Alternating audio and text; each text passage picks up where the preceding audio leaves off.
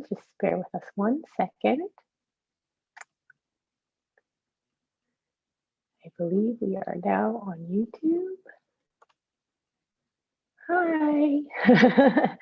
Hello, everyone. Thank you so much for joining us for another Tuesday Talk. We're super excited for you to join us. Sorry for a second. I can hear my voice in multiple places. Thank you so much for joining us. We are super excited to have people joining us here on Zoom, on YouTube, on Xiaotong. Welcome once again to Tuesday Talks. And before we kind of dive in, I'm just going to talk a little bit about nuts and bolts again. We do have, once again, if you need Chinese, then you can go to Xiaotong. And I'm going to pull up this code so that you guys can see it. There is a QR code for 小儿通. So 如果需要中文的话, 小儿通有翻译. Also, if you need Korean translation, Korean language support, you can go to YouTube. We will have some Korean in the chat.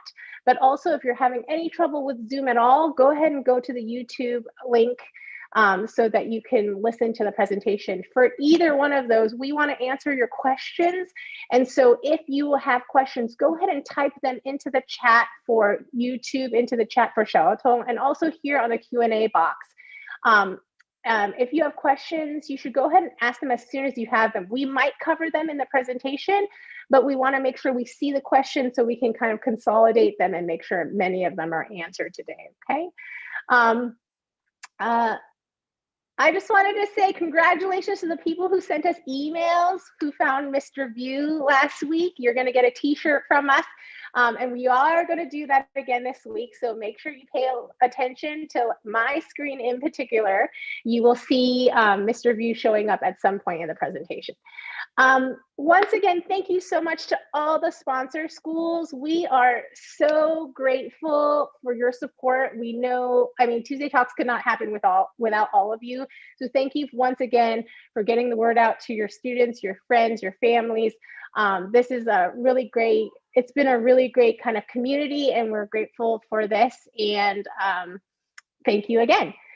Finally, this talk is again sponsored by High Fives, and I just wanted to say that you still have a chance. If you have not given your first 5 high fives, this is your day. You need to go in right after this talk, log into your portal and give your high fives, because we are sending out these high fives to admissions officers this week.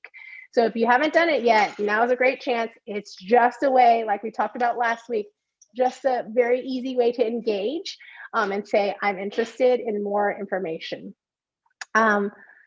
And without further ado, I'm so delighted to be welcoming these great colleagues of mine from 4 wonderful institutions. They are going to talk a little bit about their schools, but we're mostly going to be talking about extracurricular activities today. And I know a lot of you throughout the Tuesday Talks have asked a lot of questions about what people are what admissions officers are looking for. So we're going to talk about why extracurricular activities matter at all, and how you can communicate and showcase those, how you tie it all together like we've talked about in the past with holistic review, and some homework as usual for Tuesday Talks. So thank you again to my guests, and I will let them introduce themselves.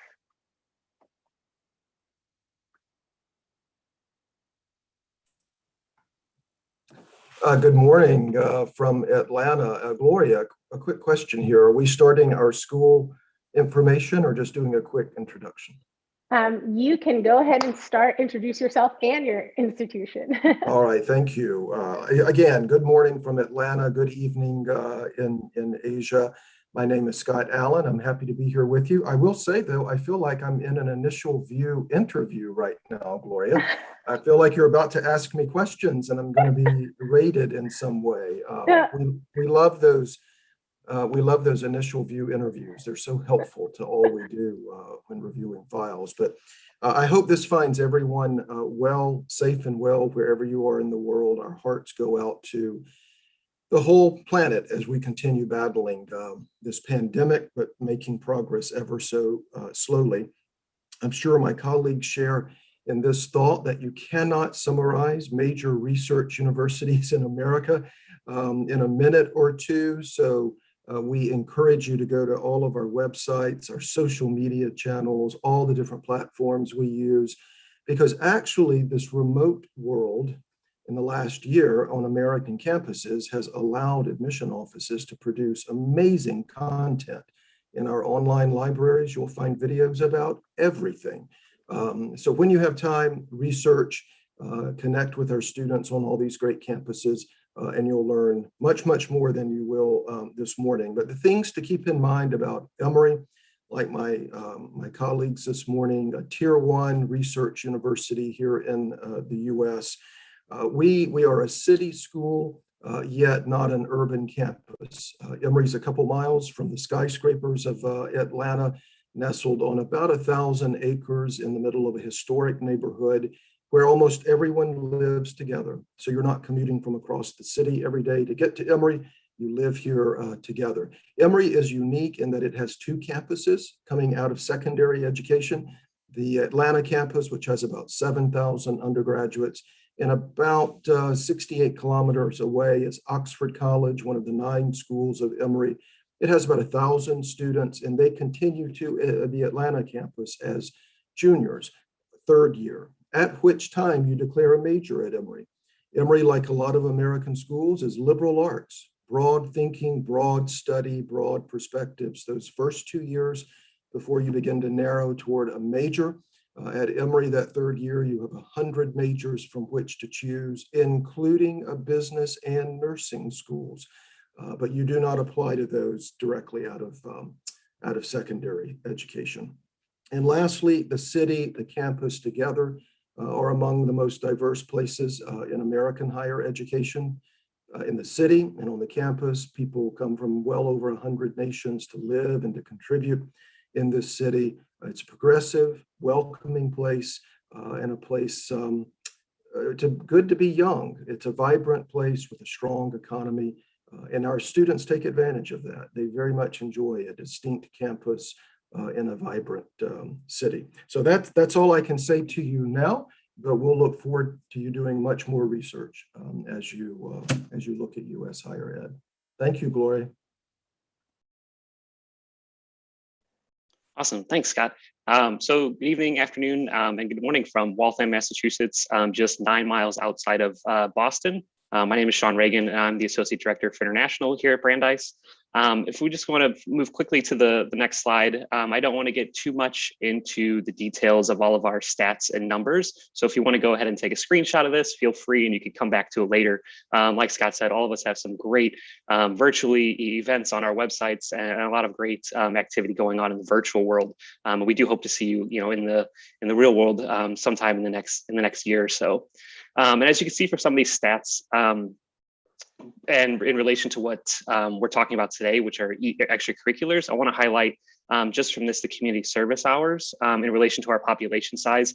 As you can see, there's over 60,000 community service hours and only 3,600 students. So just kind of that ratio of community service hours that our students put in at such a small school is so tremendous, and it's so important to our how we review students in extracurriculars.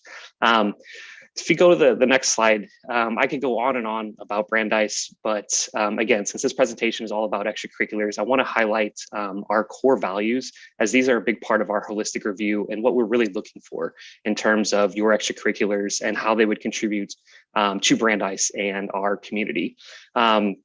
We are an R1 institution, so therefore we do have a very high reverence for learning. All of us here, I believe, are Tier 1 institutes, and so we do take research, internships, and kind of interdisciplinary coursework emphasis, and that kind of comes to the next value, which is critical thinking. If you've done a little research about Brandeis, you'll know that our students are extremely involved in coursework as well as outside of the classroom. Some of them double major. I didn't even know triple major was a thing until I started working at Brandeis, and it's extremely impressive that some of our students will take this on. And then finally, what we're looking for in applications, and probably our strongest value, is this commitment to repairing the world. And it is a little bit of what what it states, repairing the world. Huge emphasis on social justice, community engagement, diversity, equity, inclusion, and all of this kind of ties back into the first two values of learning and critical thinking. And you can see these in our curriculum, the Brandeis Core. Again, if you've not heard of that, you can find everything about it on our website. But what's great is many of our students show these qualities in the application, and then they continue to carry them out when they begin their university career. And it's something that we're very proud of, and all of our students, staff, and faculty, it's something you see on a daily basis on campus. And so that's kind of how this ties into today's talk about extracurriculars. And again, if you need any more clarification or questions, feel free to reach out to our website, and our contact information will be at the end of the presentation. So thank you, Gloria.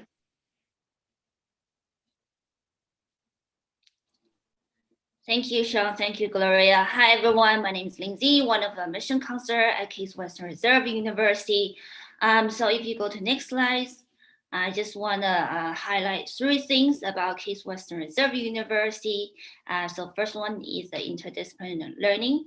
So we have open door policy, which means when you apply to the university, you don't apply to specific school department, you apply to university as a whole. So once you admit, you have the full access to all the programs that we offer to you, except to the music and music education, because those are additional based program. And then beyond the classroom, the access you have to research is unparalleled. So undergrad students can start their research in the very first year, and we have the office called the source office that is specifically designed to help undergrad students to find the research opportunities. So it's all about, connecting student opportunities as well as the resources. So one of the outstanding resources here at Case Western Reserve is the Sears ThinkBox. So the largest open access makerspace at any university in the US.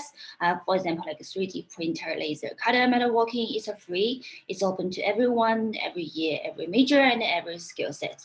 The only thing you just need to do, just walk in and get down to business. And we also have a strong commitment to the hands-on learning, for example, like the co-ops, internships, study abroad, service learning. So we have the staff who will help you with that as well. So that's the three things I hope you can remember about Case Western Reserve University. If you want to learn more, I will share the link in the chat later. All right, so I'm gonna hand over to Gloria. Everyone, I'm Jennifer Blask. I'm the Executive Director of International Admissions at the University of Rochester. And I always like to start with, where is Rochester? Because I bet you all know where Boston and Atlanta are, but you might not know where Rochester is. So we're located in upstate New York. Yes, the same state that New York City is in, but not the same place. We're actually about 5.5 hours by car from New York City, in our own city, a mid-sized city called Rochester of about 1 million people in the city and surrounding area. And we're located in kind of a suburban feel, just in the city, but you wouldn't quite know it when you're on campus. If we go to the next slide, this is where you'll get kind of a bunch of those facts and figures that sometimes can be a little overwhelming. So I'm going to break them down a little bit. The most important things to know about Rochester are, just like Lindsay talked about 3 things, I'm also going to talk about 3 things. The first is we have a residential population and we have a whole lot of international students. So you can see 29% of our students are international students from about 120 different countries. And they all live in this residential community, which you can see just a little slice of in the background there in the picture. Second thing to know is our curriculum is very different than most other schools in the US. We do not have a core or general education curriculum at all. So if you hate math and you come to Rochester, you never have to take a math class. Or if you're like, ugh, I hate history, I don't want to remember the dates and locations of battles ever again, you don't have to take a history class. And instead, you're going to take more of what you do like. And as a result, about 45% of our students graduate with a double major. Lots of opportunities for that experiential learning through internships and also through research. So that's the third thing to know. About 77% of our students will complete research before we graduate. just like all the other schools in here, also a tier 1 research institution. So lots of opportunities for you to learn both inside and outside the classroom. And I look forward to following up if you have more questions and want to learn later more about Rochester. But let's move on now. Let's get into, what you're really all here for. Let's learn a little bit more about extracurriculars. And to start that, I'll hand things back over to Scott. Thank you, Jennifer, and thank you to all my colleagues on this panel. We're excited to talk about this topic because it's often a topic that can be misunderstood depending on what part of the world you're applying from. Why do we look at these things? Why do we value them? So we want to try to explain that a bit in chatting with you this morning. Hopefully give you some examples of how extracurriculars, how they're presented, how we think about them. Why does all of that matter? And this puzzle that we have on the screen right now, that's a little bit like U.S. admission. We're putting the pieces together to try to figure out holistically, another word you're going to hear a lot in U.S. higher ed, how you fit to our communities, how we imagine our communities are the best places for you to grow and to contribute. And extracurriculars are one part of that. If you think about our responsibilities to our universities, we're asked to think about your preparation. We're asked to think about your potential as a young person. We're asked to think about your perspectives. Why right now do you think the way you do? How have you built the life you have? How do you imagine your future? And our faculties are asking us to do this as we admit students, because we're building not only academic intellectual community on these campuses, but we're building social community as well. It's not simply about being in a classroom, or pre-COVID being in a classroom and earning a degree and having a career. It's about this greater value of what does it mean to be in community with other people. So improving your understanding of yourself, how you will imagine yourself on our campuses, it helps lift our focus as we're moving through all the different parts of your application, reminding us you're a person. You're not just a number, you're not just a grade as you come through our applicant pools.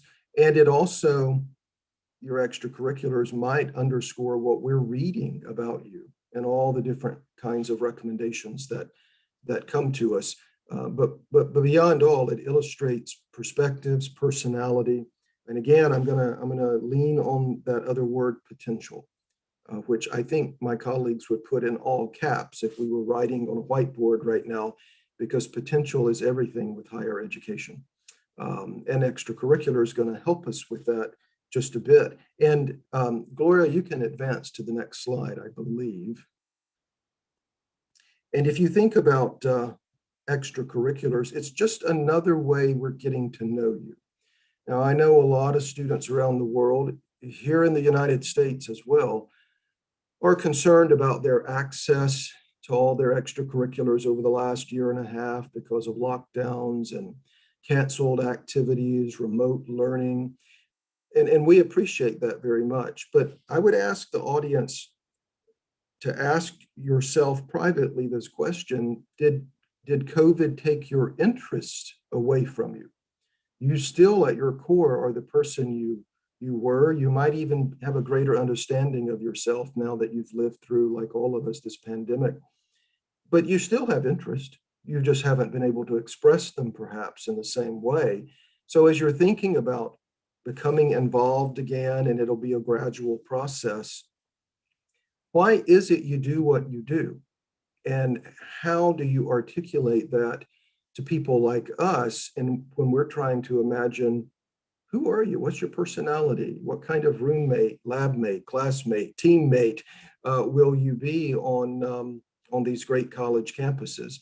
And we've listed some traits, some hallmarks here in your own personal growth that we might learn about you as we're looking at your activities. But we're trying to celebrate you as we evaluate applications. and celebrate potentially the partnership we'll have between you and your family as you choose a school for higher education. So there's not a right or wrong activity. There's not a right or wrong reason you do an activity, but there is probably a best way to express your personality and what you choose to share with us, how you literally line it up in the application. But all we're trying to do is to get to know you. And I don't think the pandemic has taken away your personality nor your interest, and you're just going to find new ways to express that. And Gloria, I think there's one other slide here. Yeah, on this activities list, how are you engaged outside the classroom? Again, we're not looking only at academics when you apply to these colleges. Impact, initiative, these are operative words on this slide.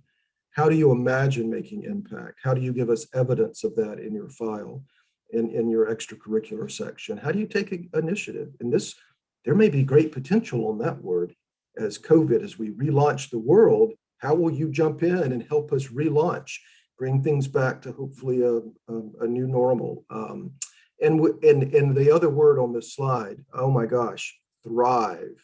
That's what we hope for all of you when you get to these college campuses. And again, as we look at your extracurriculars, we're just trying to imagine, how have you thrived? How will you find a thriving environment again? And how will you bring that to these US campuses? So I spoke a bit more on energy and philosophy there, but I want you to feel reassured that we understand the context from which you've lived and are applying, but that doesn't take away our curiosity on who are you? What are your interests? Curiosity is everything in education, and we hope you'll share that with us. And Gloria, the next slide, we've got some tips for you. So Scott shared with you some of what we're looking for in the process, and I want to talk a little bit more about some kind of tips. How do you really do that? What are some kind of do's and don'ts in this process as you're sharing? And this first tip, Scott already shared with you. So he did some of the work for me, which I appreciate, right? It's this idea that what the activity is largely doesn't matter, right? One thing isn't better than another, right? Soccer is not, or football, depending on where you are in the world, is not inherently better than Model United Nations or debate, or one of those is not better than the other. We really want to understand what you're doing, why you're doing it, and how you've learned, right? It's really that reflective action. Explain to us what this activity has done for you, more so than just, I've done this activity, right? And with that, we'll get into some of the ways you can do that. You really want to be honest about the amount of time you're spending. And I say do the math here because I feel like students don't do the math all the time. When you're filling out your extracurricular activities, it's going to ask you, what is the activity and how long have you done it for how many weeks a year? And all the time I'm sitting there and I'm reviewing applications and I look at the amount of hours that students say that they're doing things and I go, nope, this isn't possible. Obviously, we are exaggerating these activities or we're just plain making them up. I'm not sure which one it is because there aren't that many hours in the day, right? I can do that simple basic math and add up that, this just doesn't work. So you really need to be honest and realistic with, break down each activity and really think about how much time you're spending on it. And then don't add any time. Don't think it's going to make me look better if I spend 5 hours a week doing this activity rather than 2 or 3. Be honest about the amount of time you're actually spending. Really think about how you're spending your time, right? I think a lot of times students just assume extracurricular activities are clubs, teams, things that are offered at your high school in most cases. But really, there are lots of things you're doing with your time or maybe doing that aren't encapsulated there. So having to take care of a younger sibling takes up a lot of time for a lot of students and is a really excellent way to show responsibility, to show reliability, so many different things you can show through that activity. Students often have part-time employment. That you could learn so many things. As someone who worked all through high school, we really value what you can learn from those experiences. And so share all of those things. Think about how you spend your time, not just the organized activities that you're a part of, and tell us about those. At the same time, you don't need to list every single extracurricular activity you've ever participated in, right? I don't really care that you won the spelling bee in the 3rd grade. I mean, fantastic. Kudos to you. Don't tell me on your college applications, okay?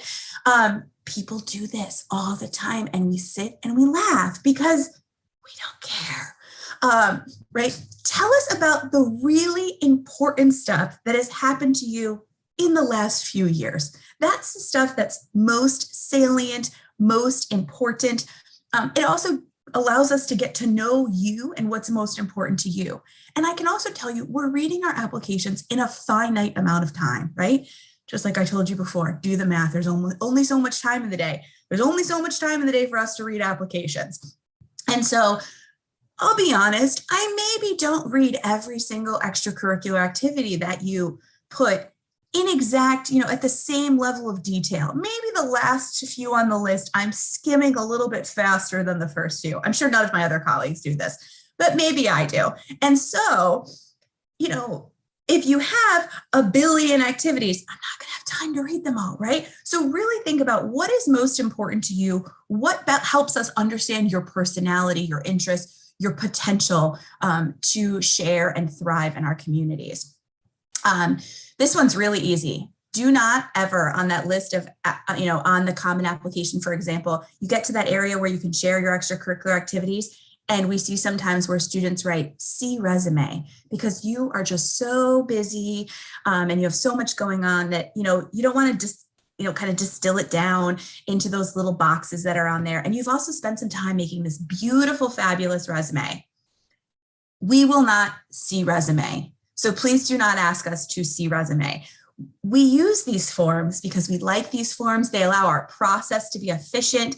Often our offices have created evaluation forms that we fill out based on where things are in the application.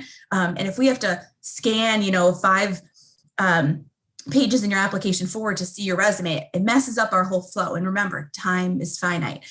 So don't do that. Spend the time, write out the extracurricular activities. Use as few abbreviations as possible. Even though an activity might be like the most important and biggest club in your community and everybody knows what it is, we are not members of your communities. And so you need to tell us exactly what things are so that we can understand them. Even common ones, and Model United Nations is a good example, right? Everyone on this call knows what Model UN is, right? And it's fine to call it that. We get that. But maybe my first year counselor who just started reading applications for the first time doesn't know what that is, or some other, thing that is so commonly abbreviated. Just spell it out. That way it's very clear, it's very transparent, and it shows your attention to detail. And lastly, go beyond the activity list and share more about your extracurricular activities. Sean's going to talk in a few minutes about how you can tie all of these things together because you're really sharing a narrative with us. You're telling us all about you. And an interview is a great way for us to learn a whole lot more about one or more of your extracurricular activities, more beyond, if we advance to the next slide, please, Gloria, beyond what you can tell us in just these little tiny boxes, right? So here's an example. I've mentioned this a few times where you're going to go ahead and list that those activities. And I will be very honest that we stole this slide from a previous presentation because it was just so darn good. We couldn't make a better version ourselves. So thank you to our colleagues. Right, so this is, if we look at either of these examples, they're very similar, right? You're going to go ahead and include that. But in this case, for this student, if we talk about that last tip, their time at the Baltimore Animal Rescue Center, right? They could tell us just 2 lines here about that. But in an interview, they can really tell us so much more about that experience. And so that's a great way for you to go beyond the character count. And, we're talking here about maximizing. The interview could be a fantastic way to really maximize your character count. And so here you're just going to see, again, some of the things I've already talked about underscored a little bit more. If you look at example A with the yellow highlight, They tell us they're a volunteer at Barks. I have no idea what Barks is. I can guess from some of the information that's shared below it what Barks is, but don't make me guess. I don't want to guess. Spell it out for me. Don't make people make assumptions. Just spell it right out for them. And then if we look at the orange highlights, you'll see up top one way that it's talked about, and down below where you're expanding on what you did. And you're also sharing more about that experience, right? What you did is the same. It's not like you did a different activity at the two different times, but you're really expanding for your reader and telling them more about your experience. Same thing with the green highlight, right? What does assisted adoption days mean? I don't know what that means. What did you actually do? Did you hang up signs? What activities did you do? And you can see the green bottom example in B really just spells that out a lot more. And the last thing I'll mention is not highlighted, and that is the very first line of A, right? It says, I volunteered at a local animal rescue center once a week. I don't need you to tell me that. I already know it, because over on the side, on the left, you told me that you go there for 2 hours a week for 36 weeks a year. So I already know that and I know that it's an animal rescue center. If you named it nicely, the Baltimore Animal Rescue and Care Center instead of Barks, you don't need to tell me that. So use all those characters, use them to your advantage, get every little thing out of this process that is possible. All right, so hopefully that will help you with a little bit more of the nuts and bolts, as we like to say, get a little bit more out of that. And now I'm going to turn it to our next slide and to Sean to tell you a little bit more about how you can tie all of these things together in your overall application.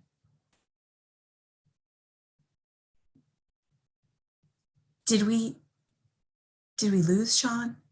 Is he still there? It looks like we might have lost Sean.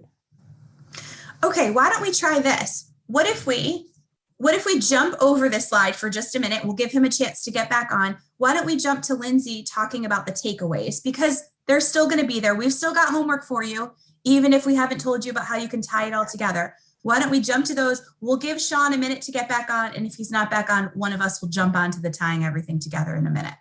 All right. All right, thank you, Jennifer. So it's not really like homework. It's just a few questions, to think about it. So don't be scared about that when you hear about homework. So after, hearing all the information, so just think about it's really important for you to do your best to stay in your activities for the considerable time, show some sort of learning or development within that activity that you get involved. So do your best, to rise the rank that provides evidence of your efforts. And just one piece, advice, like don't wait until, the college application process before you determine that takeaways from your, variety activities. Instead, activity, you can write down everything what you do as you, participate in the activity, and take some notes on what you're learning or mastering, right? And so it's important maybe it's easier for you to remember what you did in that way.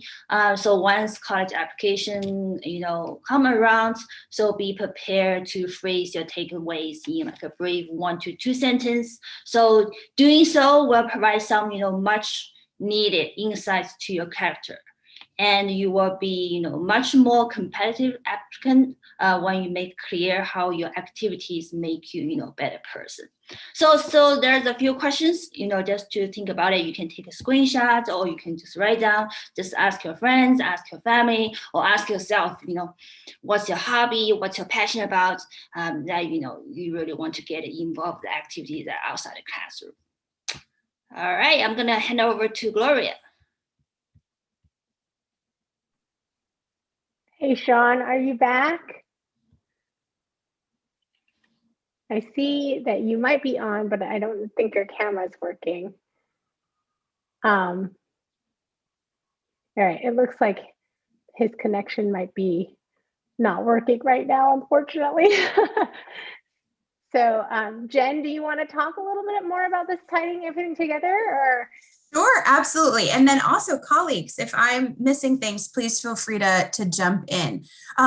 So you heard at the beginning, Scott talked, I think, a little bit more philosophically, and to help you kind of pull back the veil on why extracurricular activities matter to us in the admissions process. We talked a little bit about how you can showcase that. But now, beyond just that activity section, we really want to talk about how you can show how those fit into your overall application, right? Because it's not just one piece of the puzzle. The puzzle really only works when it all comes together.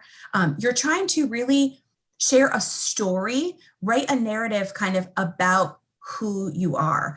And so we want to understand, how do your extracurriculars fit into your overall application? And I think in the best applications, while yes, these extracurriculars stand alone and have their own little section, they are throughout your entire application, right?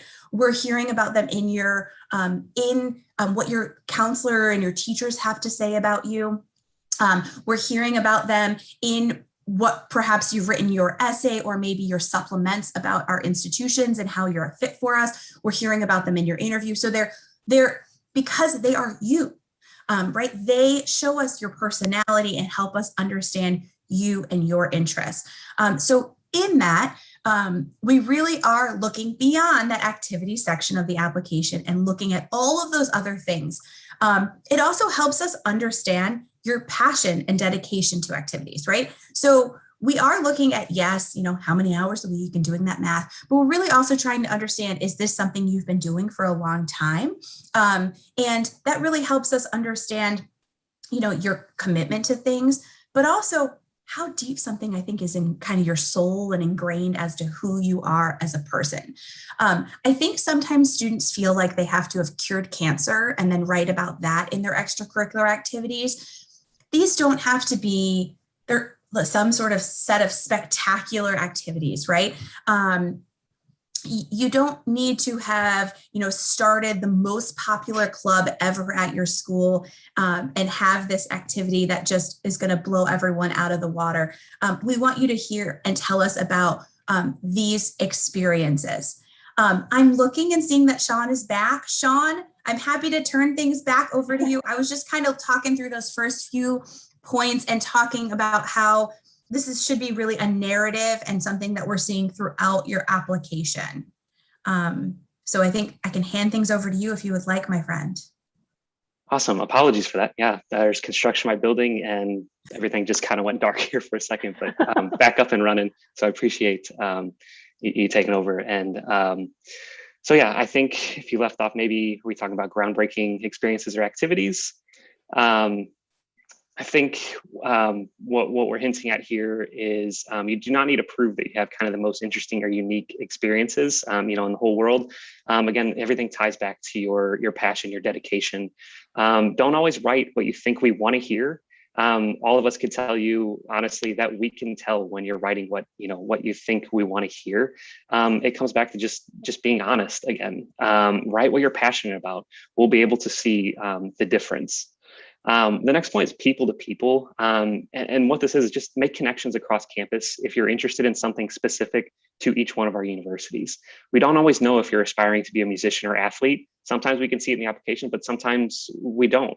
It's okay to make these other connections and to show us that you're passionate about these activities, especially if it's not known in the application up front.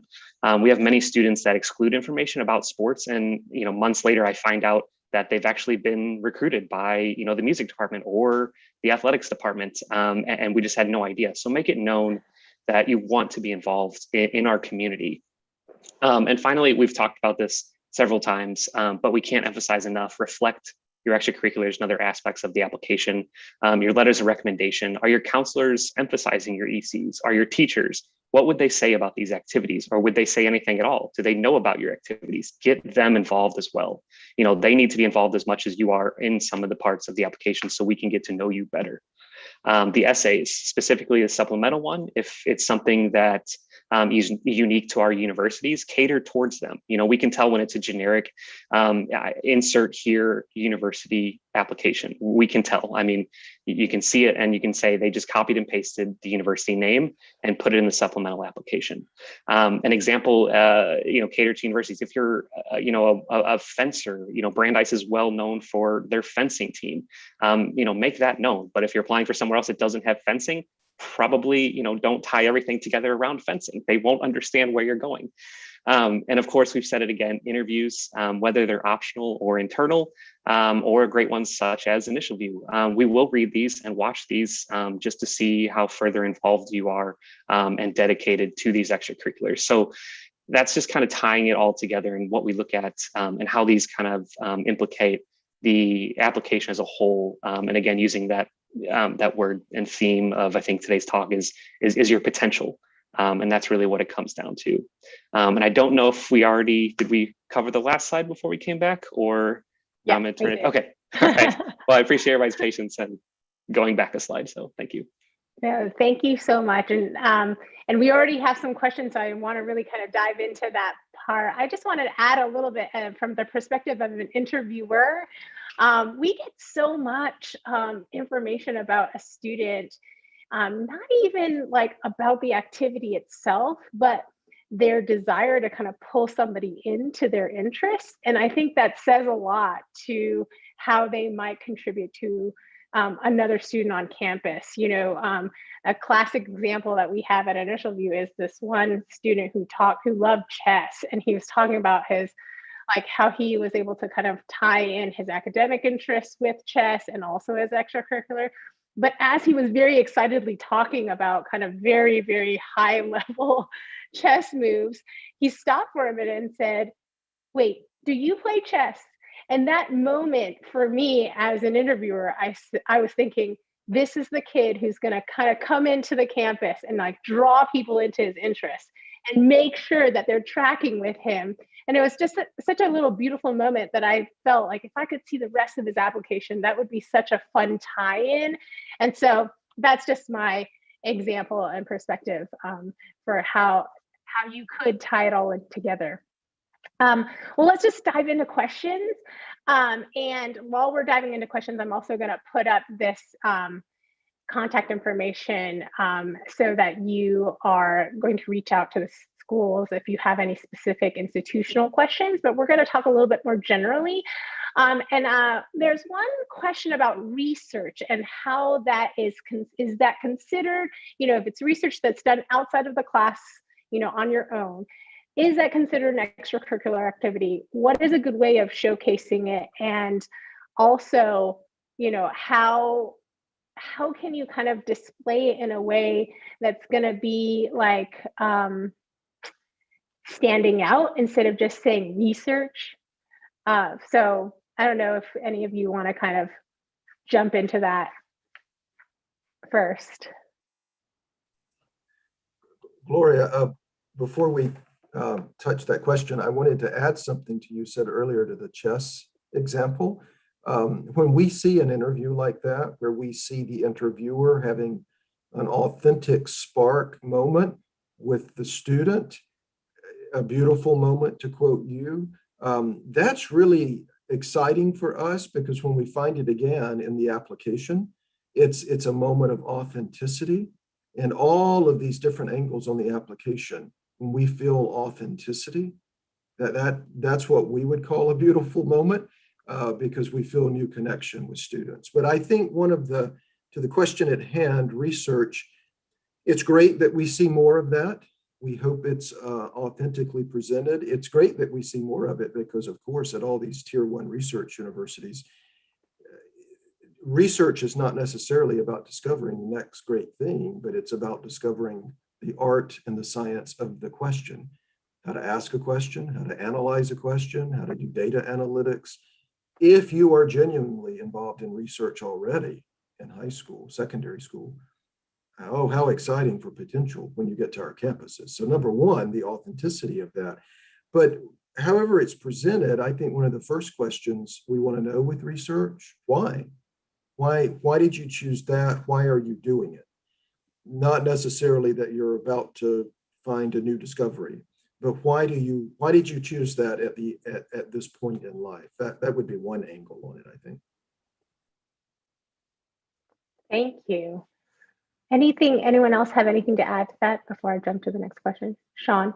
Yeah, I would also say make sure it's relevant to the university you're applying to. If you're talking all about engineering research and you're applying to Brandeis, which we don't have an engineering program, we might have some questions, or make sure it's also relevant. And if it's not relevant, explain why, and maybe why you might be doing this research that might not be relevant to the university. But if you have a great explanation on why it's just something you're extremely interested in, but know that it's possibility of something that you want to study outside of the university, that's great too. But maybe just a little bit more context on the research you're doing if it's not really clear to the university, why you're presenting this research. Great. That's a good segue into my next question, which is kind of about, would it be better to choose activities that that match your academic interests? Or is it better, what if you're part of an activity that's actually not related to any of your academic interests, but, it's still an activity that kind of showcases your character? A parallel to that, I think, Gloria, often we're asked on campuses, should my activities align with my major? And I remember one of my favorite pre-med students from several years ago was an art history major. Her interests were deeply in art, in the history of all sorts of different movements, but she was brilliant with math and science. Went on to med school, is today a pediatrician, a great doctor. I suspect a great doctor partly because she was an art history major. So I think there's a parallel between major does not always track to career. Interest in high school do not always track to everything in life you're going to do moving forward. It's in the moment what you are enjoying because it expresses personality. And at a fundamental level, that's all we're interested in. We're not holding you to, 80 years from now, you're going to still be doing that activity, but rather it was foundational to having a rich life, having interests and being connected to people and showing and understanding your own social fabric. I think that's all we're after, really, right? Great. Well, we've had this question come up several times in previous Tuesday talks, but it's coming up again. So this whole notion of breadth and depth, right? And I think Jennifer touched on that, quality versus quality versus quantity. But I think there's a question, what if I am, should a person have a single strength, or can they pursue lots of things? Like, what's better? Is there a better? I don't think there is a better. I think this just depends on who you are. We're all so different, right? For some students, they have, spent a ton of time really focused on one activity, right? And I think about sometimes our music performance students that have spent so much time. They're practicing for hours and hours every day, or students who are top athletes, right? You're spending so much time, and that is not less or more valuable than the other student who has explored multiple interests that they had, maybe tried out some different things and then found what stuck for them, what was really interested, and chose a few things to spend more time on. Neither one of those is right or wrong or better or worse than the other. I think it's really being authentic in how you're sharing what your interests are and why and how that has helped with your own development. So I think, certainly we're spending an hour to this, so we're asking you to overthink it, but sometimes you also need to not overthink it and really just represent who you are and how you spend your time. It is really what's most valuable. And to kind of follow up on that, we've mentioned it before, but do the math. We can also do the math and see that, yes, you were extremely involved in athletics. And we understand that you probably did not have time based on the math to do outside activities. And so we completely understand that. But again, if the math doesn't add up, we're going to have maybe questions on, why doesn't it add up? But yeah, it doesn't matter. So make sure that, the math aligns and we completely understand where you're coming from. Great. And I also want to add on to that. Just remember, it's not a laundry list. It's not the more you do, the better you are. So maybe you can, the good rule of thumb, just look for like at least 2 or 3 things that you consider so you can improve your quality of those activities, to develop like a considerable portfolio of extracurricular activities in these qualities. Hey, Gloria. Wonderful. Yes. If we could remind all the students in the audience, when Lindsay, Sean, Jennifer, and I look at the applicant pools, we see the global dashboard. And you may feel like you're the only person that does a certain activity, but we may be looking at 50 others who do it at the level you do it. My point with this is back to authenticity. If you can really say why you do something so purely and you're joyful about it, the others on that dashboard may not be joyful about their activity. And if we feel that authenticity, you stand out.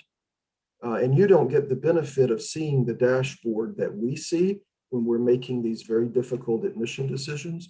So be yourself, be in your own voice, please. Yeah. Well, and that brings me to awards, because that's, that is something that people are asking about as well. Like, how important are awards, like these AMC competitions, things like that? If those are where do they sit? And, as you said, Scott, we're dealing with a lot of people who've done these competitions and a lot of awards. So is there a way to kind of showcase that and show your, who you are and your authenticity? Or is it just kind of like, oh, it's nice to know that you also have that, but it's not necessarily bringing that much more color? I think it kind of comes back to tying everything into the total application. If you see that it extends beyond just the activity itself on the activity section, we're going to understand that it means a lot more to you than possibly the other 50 students that also had the AMC award that maybe didn't mention it throughout any of their applications, or their counselor didn't mention it, or saw that they overcome something in the competition. So maybe just that little extra that's in the application that makes us see that it meant a little bit more to you than it meant to others that also had the qualification or award. Great. Can I just add too? Remember, we don't know what all these things are, right? So students all the time, music's a great example. They'll put their like level that they have on that instrument. I don't know what that means, right? Or like your AMC score, it could be a terrible score and I don't know, or it could be like you are the #1 in the world. I have no idea what that score means. So just keep that in mind. Because if you think about those things, those are probably things you spent a lot of time preparing for, right? That maybe you spent a lot of time preparing for this math competition, or you've spent literally years of your life playing this instrument to get to this particular level. Think more about how you can share how you've spent your time and why that was a valuable way for you to spend your time and what you learned from it, more so than being like, I had this score, because there's really good chance that the person who's reading your application did not also engage in those math competitions and has no idea what that score means, or didn't play that particular instrument. So it's more about what did you get out of that? How much time did you spend on it? And how has it influenced who you are as a person than this amazing score that you got? Wonderful. Thank you so much. Obviously, things happen. COVID happens, but also life changes. So if you're changing schools in high school, and what happens, if you started some activities at this one high school and then you went to another high school and they don't have it, how can you kind of talk about that? Is that something that you can put in your activities list, or is that additional information, or should you, what's a good way to kind of handle those types of life changes? Well, definitely straightforward to explain to us. We see whenever you move, and in a lot of international communities, not uncommon at all to move around as family jobs and things shift people over the world. I think it's an opportunity to showcase some of your resilience, some of your personality. I know we had a question somewhere in all these questions that are coming in. May I take risk? May I do something I've never done? May I, even if I fail at it, can I show that I have different interests? And this parallels somewhat moving a lot as a young person. By nature, you're having to take risk because you're making new friends, new community, new activities. And risk taking, that's okay. That's something that's celebrated in American education. If you make the investment to earn a place at all these great universities, and then you come here and you do things the way you've always done them, without a little bit of change on the margins, then maybe you're not growing the way we would want you to. So we take everything in context, like Sean said earlier, and moves. We understand that. Yeah, thank you. Thank you for the reminder that you see a lot of it. It's not just one part of the application that we're talking about right now. Let's see. We have a little bit more time, so I'm trying to consolidate some of these.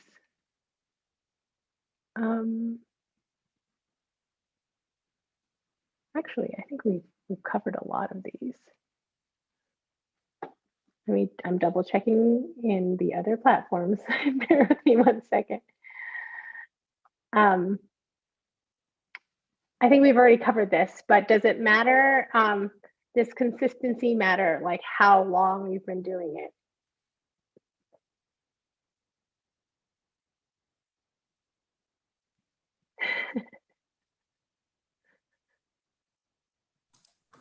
Perhaps, I'm sorry, Jennifer.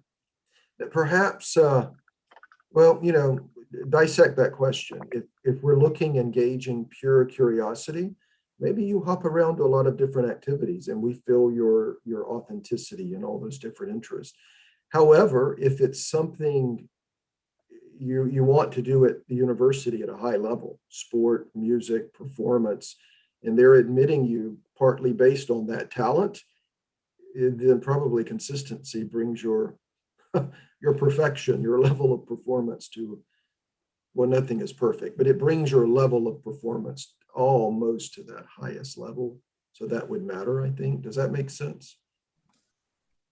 I think this is where interviews can be really helpful. I always think back to an interview I had where a student talked about how she had been playing a certain sport and then quit it after 9th grade because she realized she didn't really enjoy it very much.